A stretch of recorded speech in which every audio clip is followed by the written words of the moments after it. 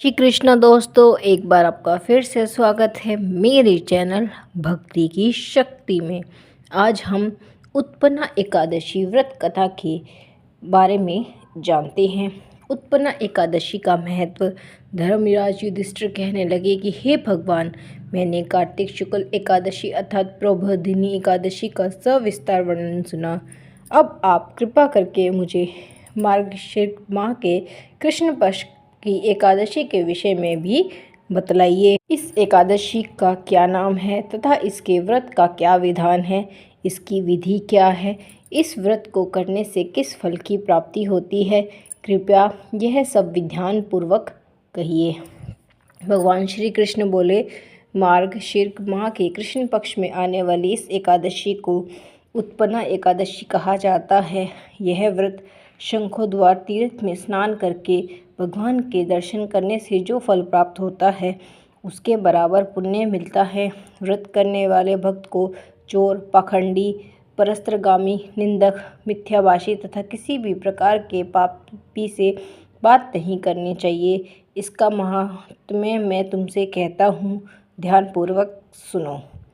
उत्पन्ना एकादशी व्रत कथा। युधिष्ठिर कहने लगे कि हे भगवान, आपने हजारों यज्ञ और लाख गोदान को भी एकादशी व्रत के बराबर नहीं बताया है, सो यह तिथि सब तिथियों में से उत्तम कैसे हुई, बताइए। भगवान कहने लगे, हे युधिष्ठिर, सतयुग में मूर नामक दैत्य उत्पन्न हुआ। वह बड़ा बलवान और भयानक था।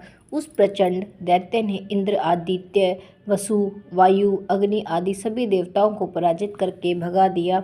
तब इंद्र सहित सभी देवताओं ने भयभीत होकर भगवान शिव से सारा वृतांत कहा और बोले, हे कैलाशपति, मूर दैत्य से भयभीत होकर सब देवता मृत्यु लोक में फिर रहे हैं। तब भगवान शिव ने कहा, हे देवताओं, तीनों लोकों के स्वामी, भक्तों के दुखों का नाश करने वाले भगवान विष्णु की शरण में जाओ, वे ही तुम्हारे दुखों को दूर कर सकते हैं।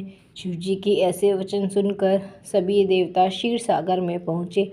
वहाँ भगवान को शयन करते देख हाथ जोड़कर उनकी स्तुति करने लगे कि हे देवताओं द्वारा स्तुति करने योग्य प्रभु, आपको बारंबार नमस्कार है। देवताओं की रक्षा करने वाले मधुसूदन, आपको नमस्कार है। आप हमारी रक्षा करें। दैत्यों से भयभीत होकर हम सब आपकी शरण में आए हैं। आप इस संसार के कर्ता धर्ता, माता पिता, उत्पत्ति और पालन करता और संहार करने वाले हैं। सबको शांति प्रदान करने वाले हैं। आकाश और पाताल भी आप ही हैं। सबके पितामह ब्रह्मा, सूर्य, चंद्र, अग्नि, सामग्री, होम, आहुति, मंत्र, तंत्र, जप, यजमान, यज्ञ, कर्म करता, भोक्ता भी आप ही हैं। आप सर्वव्यापक हैं। आपके सिवा तीनों लोकों में चर तथा अचर कुछ भी नहीं। हे भगवान, दैत्यों ने हमको जीत कर स्वर्ग से भ्रष्ट कर दिया है और हम सब देवता इधर उधर भागे फिर रहे हैं। आप उन दैत्यों से हमारी रक्षा करें। इंद्र के ऐसे वचन सुनकर भगवान विष्णु कहने लगे कि हे इंद्र, ऐसा मायावी दैत्य कौन है जिसने सब देवताओं को जीत लिया है? उसका नाम क्या है? उसमें इतना बल है और किसके आश्रय में है तथा उसका स्थान कहाँ है? यह सब मुझसे कहो।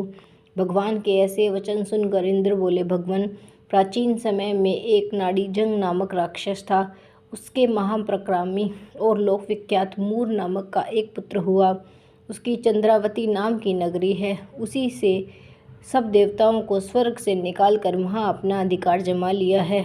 उसने इंद्र, अग्नि, वरुण, यम, वायु, ईश, चंद्रमा, नेत्र आदि सब उसके स्थान पर अधिकार कर लिया है। सूर्य बनकर स्वयं ही प्रकाश करता है, स्वयं ही मेघ बन बैठा है और सबसे अजय है। हे असुर निकंदन, उस दुष्ट को मारकर देवताओं को अजय बनाइए। यह वचन सुनकर भगवान ने कहा, हे देवताओं, मैं शीघ्र ही उसका संहार करूँगा। तुम चंद्रावती नगरी जाओ। इस प्रकार कहकर भगवान सहित सभी देवताओं ने चंद्रावती नगरी की ओर प्रस्थान किया। उस समय जब दैत्य मूर सेना सहित युद्ध भूमि में गरज रहा था, उसकी भयानक गर्जना सुनकर सभी देवता भय के मारो चारों ओर दिशाओं में भागने लगे। जब स्वयं भगवान रणभूमि में आए तो दैत्य उन पर भी अस्त्र शस्त्र आयुध लेकर दौड़े। भगवान ने उन्हें सर्प के समान अपने बाणों के बीन डाला। बहुत से दैत्य मार डाले, केवल मूर बच गया। वह अविचल भाव से भगवान के साथ युद्ध करता रहा। भगवान जो भी तीक्ष्ण बाण चलाते वह उसके लिए पुष्प सिद्ध होता। उसका शरीर छिन्न भिन्न हो गया, किंतु वह लगातार युद्ध करता रहा। दोनों के बीच मल्ल युद्ध भी हुआ। 10,000 वर्ष तक उनका युद्ध चलता रहा, किंतु मूर नहीं हारा। थक कर भगवान बद्रिकाश्रम चले गए। वहाँ हेमवती नामक सुंदर गुफा थी। उसमें विश्राम करने के लिए भगवान उसके अंदर प्रवेश कर गए। यह गुफा 12 योजन लंबी थी और उसका एक ही द्वार था। विष्णु भगवान महायोग निद्रा की गोद में सो गए। मूर भी पीछे पीछे आ गया और भगवान को सोया देखकर मारने को उद्यत हुआ। तभी भगवान के शरीर से उज्ज्वल कांतिमय रूप वाली देवी प्रकट हुई। देवी ने राक्षस मूर को ललकारा, युद्ध किया और उससे तत्काल मौत के घाट उतार दिया। श्री हरि जब योग निद्रा से उठे सो सब बातों को जानकर उस देवी से कहा कि आपका जन्म एकादशी के दिन हुआ है, अतः आप उत्पन्ना एकादशी के नाम से पूजित होंगी। आपके भक्त वही होंगे जो मेरे भक्त हैं। बोलो जय श्री हरि। यह थी उत्पन्ना एकादशी व्रत की कथा। अगर आपको मेरी कथा अच्छी लगे तो कमेंट में ज़रूर बताइए और मेरे चैनल